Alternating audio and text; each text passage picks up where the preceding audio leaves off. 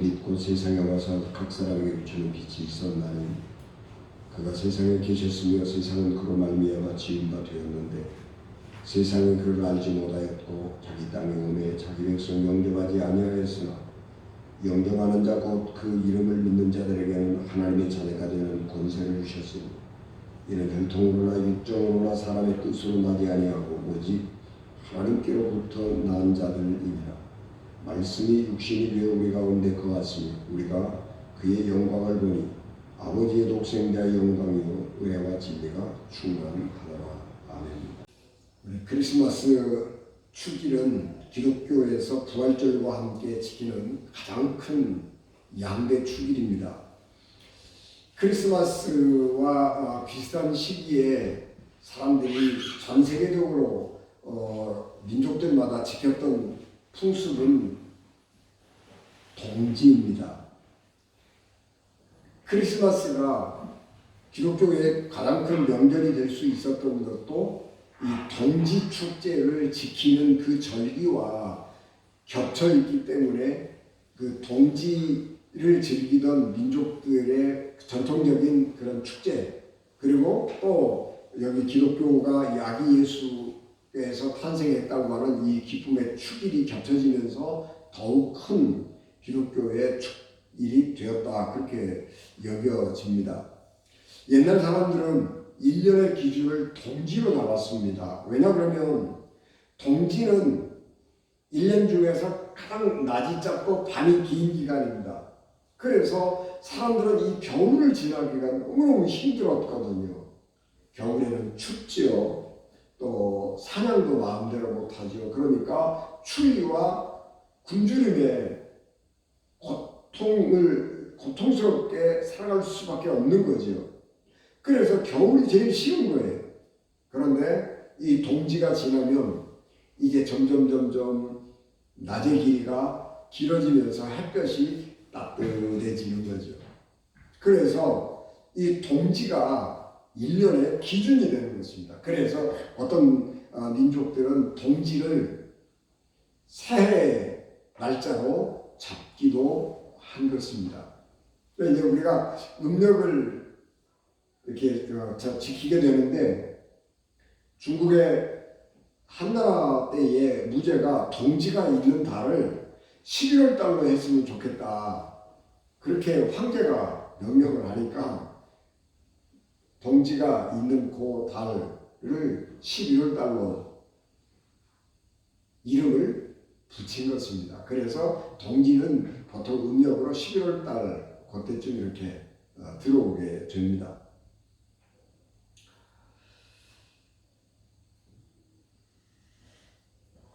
그래서 이 세계 어느 나라든지 이 동지는 굉장히 중요한 이 기준점이 되기도 했습니다. 우리나라도 크리스마스 축제가 있기 전에 동짓날은 팥죽을 끓여 먹었습니다. 동짓날 왜 팥죽을 끓여 먹었는지에 대해서는 정확하게 알 수 없지만 우리나라와 일본, 중국, 이 아시아 이 3개국에서 콩이 굉장히 많이 재배가 된, 고대에 재배가 된 나라입니다. 그리고 이 팥은 콩보다 훨씬 성격이 까다로워서 세계적으로 잘 재배가 안 돼요. 한국에서 제일 많이 재배가 되고요. 중국도 일본도 조금씩은 재배가 되기는 하는데 뭐 이렇게 양식으로 먹을 만큼 많은 팥을 생산하지는 않았습니다. 한국이 팥 생산의 원조 국가라고 할 만큼 그렇게 팥 생산량이 많았습니다. 근데 그 추운 겨울날 따뜻하게 달달하게 팥으로 죽을 써서 먹으면 얼마나 맛있겠어요. 근데 이제 색깔이 좀 빨가니까 옛날에는 또 악기를 물리치되는 빨간색 뭐 이제 이런 관념들이 같이 들어가고, 그래서 아마 동짓날 팥죽을 먹지 않았을까, 뭐 그런 짐작을 좀 해볼 뿐입니다. 여러분, 우리나라는요, 우리가 잘 몰라서 그렇지 세계적으로 콩 생산량이 많은 국가이고요. 콩 주산지가 우리나라인 자생종이 굉장히 많이 있습니다. 여러분, 우리나라 저기 압록강, 중앙강 중국과 경계를 이루는 국경을 이루는 강 이름이 두만강이잖아요. 두만강이 왜 두만강이냐 그러면 콩이 가득한 강이라는 말이에요. 그래서 그 두만강을 통해서 생산됐던 콩들이 중국으로 이렇게 세계 여러 나라로 이렇게 수출되었던 것이 아니냐 그런 생각도 좀 해볼 수가 있게 되는 거죠. 그래서 이제 근데 지금은 우리나라가 그 생물 그 다양성 뭐 그런 거 있잖아요. 그래서 그거 많이 빼앗겨 버렸죠. 우리가 국력이 없고 또 그런 데 관심도 없던 시절에 서구 사회가 생물 다양성 이런 거 그래서 품종들을 굉장히 다양하게 수집을 하고 그것을 개발을 해 나가게 되면서 우리나라가 이제 그런 게 뒤처져 버렸으니까 콩 그러면 한국이 잊혀져 버리고 말았습니다만 콩은 한국에서 굉장히 많이 생산되었습니다. 여러분 제주도에 우리나라의 감귤을 가져왔던 사람이 누구냐 그러면 선교사거든요. 이 선교사가 제주 4.3 사건 이후에 제주도에 가톨릭 사제지역 파견을 받았는데 돈이 없는 거예요. 먹고 살 돈이 없는 거예요. 먹고 살 돈이. 4.3 사건 이후에 민심 흉악해지고 뭐 종교 완전히 다 파괴되어 버리고 그런 상황에서 사제가 신부가 거기에 파송을 받았는데 먹고 살 게 없는 거죠. 그러니까 프랑스 본국하고 파리하고 이렇게 박물관하고 연결을 하면서 한국에 있는 이 생물 자원들을 수집을 해서 보내라 그래요. 그래서 제주도 또는 우리 한국에서 자생하고 있는 이런 생물들을 보내요. 파리로 보내요. 그러면 그 사람들이 그거를 받아보고 연구를 하고 개발하고 발전하고 그렇게 하는 겁니다. 그래서 그 중에 우리나라가 세계적으로 수출한 품종이 하나 있는데 구상나무라고 하는 거죠. 이 구상나무는 우리나라 자생종인데 이게 너무 이쁘고 아름답거든요. 그래서 그 신부님이 프랑스로 보냈는데 그거를 가지고 사람들이 개량을 했어요. 그래서 세계의 가장 좋은 크리스마스 트리는 구상나무예요. 그래서 우리가 이제 그런 것들 많이 이뤘죠. 우리나라 여러분 백화바가라고 하는 꽃이 백화바가 서양 품종인 줄 생각하지만 여러분 원산지는 우리나라 나리꽃입니다. 우리나라 나리꽃을 가지고 와가지고 개량하고 이렇게 만들어서 백화바 만든 거예요. 그만큼 이게 생물 자원이라고 하는 것이 소중한 것인데 우리가 잃어버린 것들이 많이 있는 것이죠. 하여튼 밤과 낮이 뒤바뀌고 밤이 짧아지고 낮이 길어지기 시작하는 이 동지 이것은 굉장히 사람들에게 의미가 있는 일이었고 그것이 아까 말씀드린 것처럼 크리스마스 축이라고 맞아지면서 세계적인 축제가 됐지요. 우리나라의 크리스마스 축제가 언제 시작이 됐을 것이냐 그리고 이렇게 돌아보면 뭐 그렇게 연구 기록이 별로 없죠. 그런데 우리가 추측을 해볼 수 있습니다. 기독교보다는 한 150년 전에 가톨릭이 전례가 되었거든요. 그러니까 가톨릭이 전례가 되면서 천주교가 성탄절을 기독교 축일로 지켰을 가능성이 있죠. 그러나 그때는 박해를 받던 시절이 기독교가 박해를 받던 시절이기 때문에 대놓고 성탄절을 지키지는 못했을 것입니다. 그런데 이제 개신교가 전례되기 시작을 하죠. 우리 감리교회 선교사님이 고종 황제를 만나서 그 고종 황제로부터 의료 선교, 학원 선교 윤허를 받지요. 그래서 공식적으로 황제의 승인을 받고 선교를 시작을 하는 것입니다. 그래서 자연스럽게 성탄절 문화도 확대가 되기 시작을 했는데 일제가 한국을 강점하면서 한국을 탄압하기도 했지만은 기독교도 탄압을 했습니다. 그래서 성탄절 축제가 지켜지지 않았습니다. 그리고 이제 해방이 되었죠.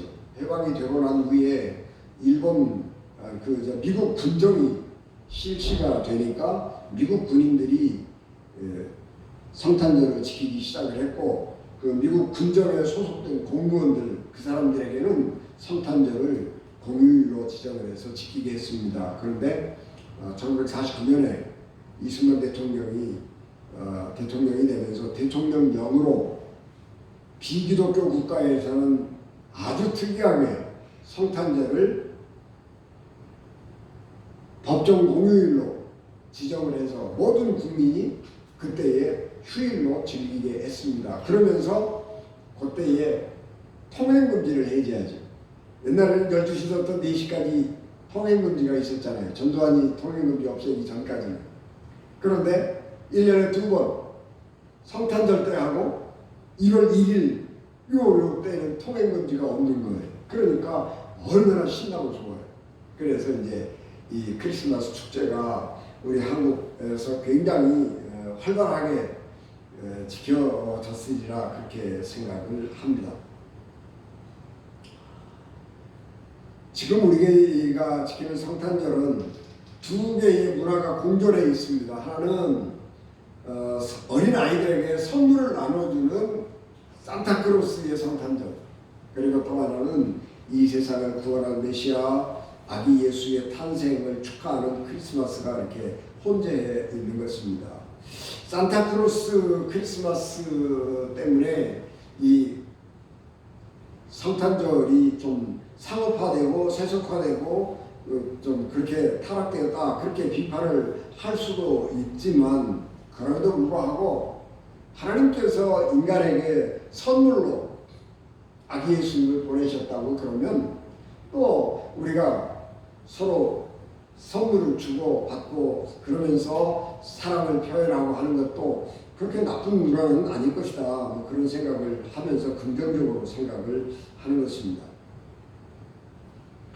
빅토르 비고가 쓴 레미제라블이라고 하는 소설은 굉장히 유명하죠. 소설로도 유명하지만 영화로도 만들어지고 뮤지컬로도 만들어져서 굉장히 인기를 얻고 있는데, 이 레미제라블의 주인공인 장발장이 굶주린 조카를 위해서 빵 한 쪽을 훔쳤다가 19년을 감옥에서 살게 되지요. 그리고 감옥에서 나오니까 이제 전과자 낙인이 찍히잖아요. 그래서 아무도 환영해 주지 않는데 그 장발장을 프랑스 주교 미리엘이 환대해 주었습니다. 그런데 미리엘이 환대해 주었는데 장발장이 그 집을 그 다음날 아침에 떠나면서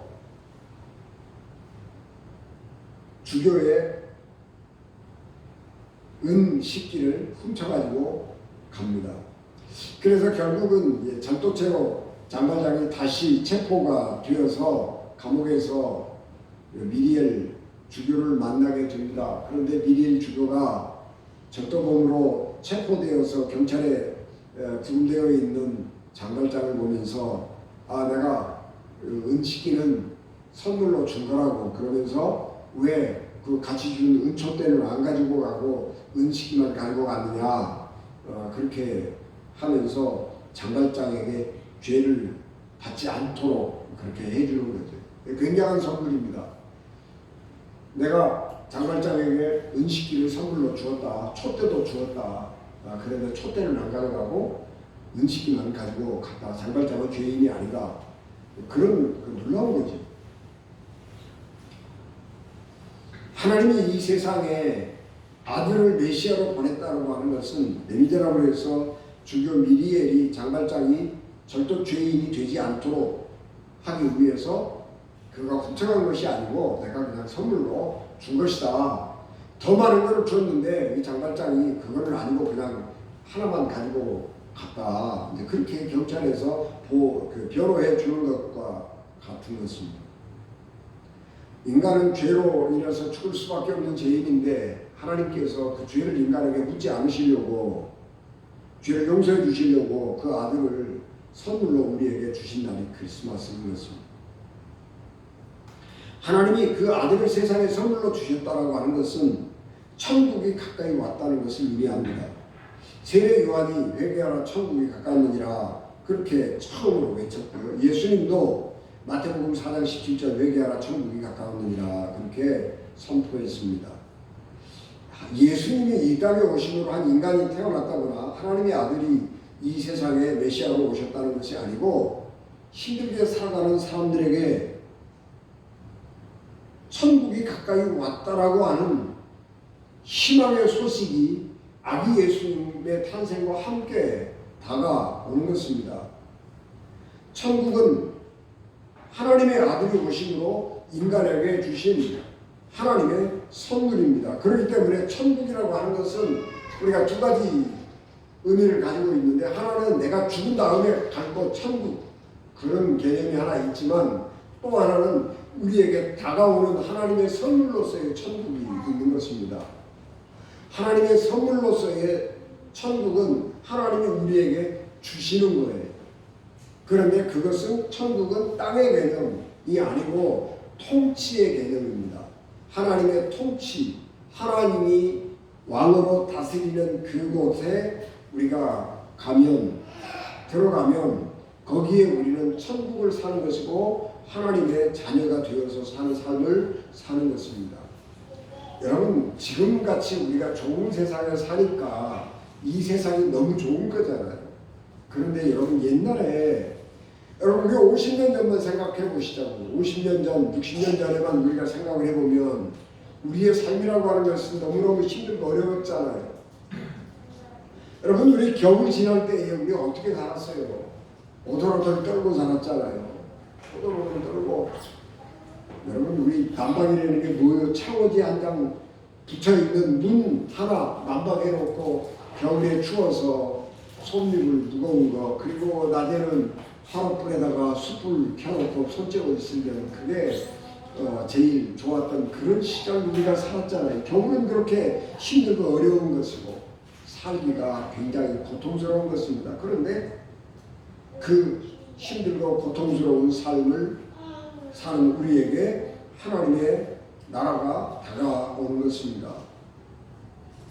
그래서 우리는 천국에서 살기 위해서 이 고통스러운 삶을 살다가 죽은 다음에 가는 천국, 그것이 아니고 하나님이 우리에게 고통스럽고 힘겨운 삶을 살아가고 있는 우리들에게 하나님께서 은혜로 주시는 이 선물 같은 아름답고 평화로운 복된 삶을 사는 삶을 우리에게 주시는 것입니다. 그래서 우리는 이 삶을 고통, 고난, 그런 것의 현실이 아니고 하나님이 함께하는, 하나님과 함께하는 아름다운 나라로서의 삶을 살아가게 되는 것입니다. 그래서 하나님과 함께 살아갈 때에 우리의 이 고통스럽고 힘겨운 삶의 현실이 하나님의 나라가 되는 것입니다.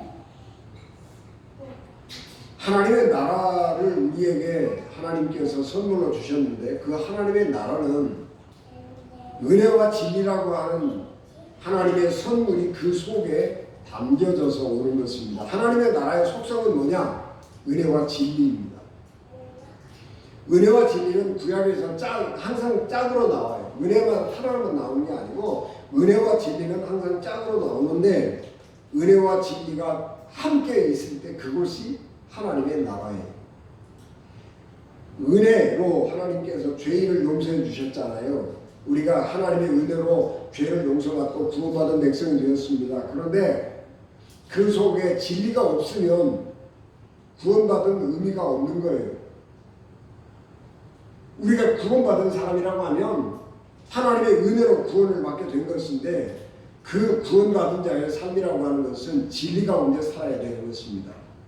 또 진리 가운데 산다고 할지라도 은혜가 없으면 삶이 굉장히 고통스럽고 힘겨운 겁니다. 그래서 하나님의 나라는 은혜와 진리가 함께 있는 것입니다. 그래서 우리가 은혜와 진리 가운데 살아가면 우리는 천국의 삶을 살게 되는 것입니다.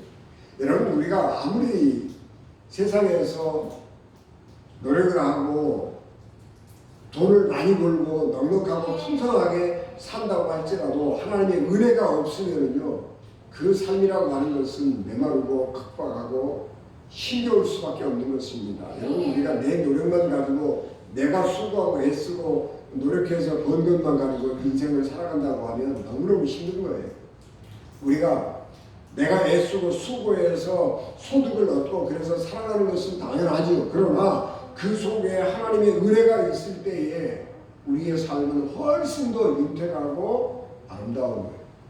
여러분, 사람들의 삶을 여러분 좀 깊이면 좀 들여다보시면 어떤 사람은 돈이 굉장히 많은데 돈이 부족함이 없는데 굉장히 삶이 각박한 사람이 있어요. 그런가 하면 어떤 사람은 경제적으로는 그렇게 넉넉해 보이지 않은데 삶이 굉장히 여유가 있고 마음이 넓고 폭이 넓은 그런 삶을 살아가는 사람도 있습니다. 그게 차이가 어디에 있느냐 그러면 은혜가 있느냐 없느냐 그건 차이입니다.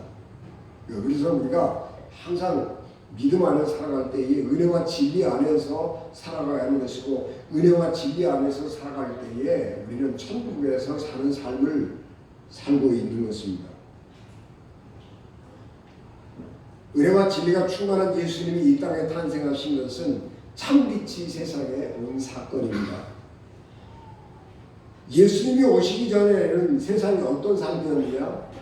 어둠이었다는 것입니다. 어둠이라고 하는 것은 무엇을 의미하느냐 그러면 탐욕 그리고 교만 이 두 가지의 삶을 살아가는 삶인 것입니다. 인간의 삶이라고 하는 것은 우리가 예수 그리스도를 알기 전에 인간의 삶이라고 하는 것은 탐욕과 자기의 능력만 의지하고 살아가는 거지. 자기 능력. 세상은 믿을 게 돈하고 나 자신밖에 없어. 그렇게 생각하고 사는 것이 예수님을 모르는 사람들의 삶이에요. 그런데 그렇게 사는 사람들의 삶이라고 하는 것은 어둠이라고 해요. 어둠. 그렇게 살아가는 삶에는 생명이 없는 거예요. 그런데 예수께서 은혜와 진리로 우리에게 다가오셔서 우리 삶에 생명의 빛을 비추어 주신 것입니다. 그래서 우리는 탐욕을 이겨낼 수 있는 것이고 교만을 극복해 갈 수가 있는 것입니다. 그러므로 우리는 예수 그리스도를 믿고 예수 그리스도를 의지하는 삶을 살아야 합니다. 요한복음 오늘 우리가 공부한 말씀 중에서 영접하는 자 곧 그 이름을 믿는 자들에게는 하나님의 자녀가 되는 권세를 주셨으니 그렇게 말씀합니다. 예수님을 믿는 것은 예수님을 영접하는 것이고 예수님을 믿는 사람은 하나님의 자녀가 되었고 하나님의 자녀가 누리는 권세를 갖게 된 것입니다. 요즘 사람들은 돈을 버는데 정말 열심히 노력을 많이 하고 돈을 벌기 위해서 공부도 열심히 많이 하죠. 그러나 인생을 어떻게 살아야 하는지에 대해서는 공부하지 않습니다. 그래서 돈을 많이 벌기는 벌었는데 인생을 어떻게 사는지는 모르는 거예요. 그래서 삶이 어두운 가운데 살아가는 것입니다. 은혜와 진리가 없기 때문에 사람들은 먹을 것이 많고 마실 것이 넉넉함에도 불구하고 영적 기간을 느끼고 살아가게 되는 것입니다. 그래서 우리가 예수께서 우리에게 선물로 주신 은혜와 진리 안에서 살아가야 하는 것입니다. 마태복음 11장 28절에 수고하고 무거운 짐진 자들아 다 내게로 오라 내가 너희를 쉬게 하리라. 하나님의 은혜가 있고 진리가 있을 때에 우리의 삶의 짐들이 가벼워지는 것입니다. 나는 마음이 온유하고 겸손하니 나의 멍에를 메고 내게 배우라. 그러면 너희 마음이 쉼을 얻으리니 내 멍에는 쉽고 내 짐은 가벼움이라. 예수 그리스도를 믿는 것이 짐이 다 벗어지고 없다 그런 게 아니에요. 예수 그리스도께서 우리에게 주신 은혜와 진리 안에서 우리가 삶을 살아가면 우리의 짐이 감당할 만한 것, 우리의 짐을 기쁨으로 이겨낼 수 있는 그런 것으로 변하는 것입니다. 그래서 예수님은 우리를 그 은혜와 진리의 세계로 초대하고 있습니다. 지금은 우리가 이제 축소사회라고 그러죠. 축소사회. 인구도 줄어들고 그러니까 자꾸 뭐든지 줄어요. 교회도 줄어들고 생산도 줄어들고 그래서 사회가 굉장히 어려운 이런 혼란스러운 전환기를 살아가고 있습니다. 그래서 이게 종교가 망하는 거 아니냐? 뭐 이런 생각을 우리가 할 수 있겠지만은 여러분 분명한 사실은 빛은 반드시 어둠을 이기는 것입니다. 사람들은 빛을 반드시 필요로 하는 것입니다.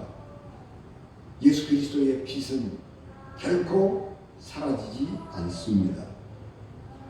세상에 생명을 주시는 빛이신 예수님을 왕으로 섬김으로 은혜와 진리가 가득한 천국에서 아름다운 삶을 사는 우리 은지가가 되시기를 주 예수 그리스도의 이름으로 축복합니다. 기도하겠습니다. 은혜가 충만하신 아버지 하나님, 넘치는 은혜와 사랑을 저희들에게 충만하게 하시고 하나님께서 우리에게 선물로 주신 이 천국을 감사함으로 기쁨으로 누리고 살아가게 도와주셔서 우리가 하나님의 밝은 빛 안에서 살아가는 사람들 되게 하옵소서. 예수님 이름으로 기도하옵나이다.